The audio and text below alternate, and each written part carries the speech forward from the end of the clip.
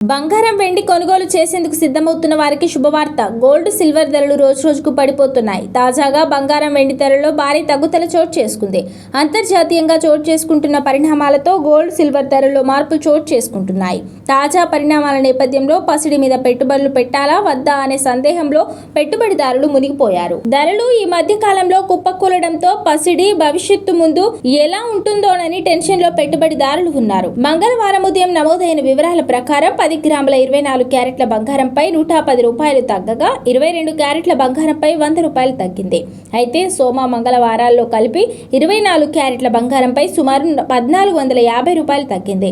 మరోవైపు అంతర్జాతీయ మార్కెట్లో గోల్డ్ రేట్ పెరిగింది. అక్కడ ఔన్స్ గోల్డ్ $4023 వద్ద కొనసాగుతోంది. మరోవైపు వెండి ధర కూడా తగ్గింది.